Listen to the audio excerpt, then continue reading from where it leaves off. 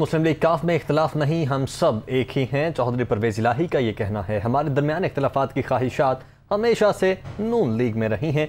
अदालत का पूरा फैसला आने दें। इबान इकबाल का इजलास गैर कानूनी है। बजट सिर्फ इस असम्बली में आईनी और कानूनी तौर पर पास होगा। चौधरी परवेज इलाही की जानिब से ये कहा गया है। मजीद कहते हैं कि मुस्लिम लीग काफ में इख्तलाफात नहीं हैं, हम सब एक ही हैं। हमारे दरमियान इख्तलाफात की ख्वाहिशात हमेशा से नून लीग में रही हैं। लियाकत अंसारी हमारे साथ मौजूद हैं। लियाकत, मजीद क्या कुछ कहा? बिल्कुल, पंजाब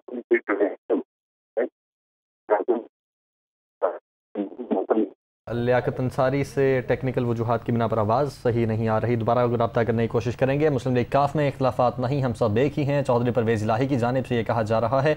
उनका मजीद कहना है कि हमारे दरमियान इख्तलाफात की ख्वाहिशात हमेशा से नून लीग में रही हैं। अदालत का पूरा फैसला आने दें। इबान इकबाल का इजलास गैर कानूनी है। लियाकत, आप सुन पा रहे हैं तो बताइएगा मजीद क्या कहना था चौधरी परवेज इलाही का? अभी बिल्कुल स्पीकर पंजाब कमेटी परवेज इलाही ने वाज़ेह किया है कि मुस्लिम लीग कायदे में किसी किस्म के इख्तलाफात नहीं, क़यादत और तमाम रहनुमा एक ही हैं। ताहम जो मुस्लिम लीग काफ की हमेशा से गलत सोच और गलत ख्वाहिशात रही हैं कि हमारे दरमियान इख्तलाफात पैदा हों, लेकिन ये ऐसा नहीं होगा। उन्होंने कहा कि जो अदालत ने आज लाहौर हाई कोर्ट में हमजा सलाद के हवाले से जो इलेक्शन के हवाले से जो अदालत के रिमार्क सामने आए, तो उन्होंने कहा कि अदालत का पूरा फैसला सामने आने में दें।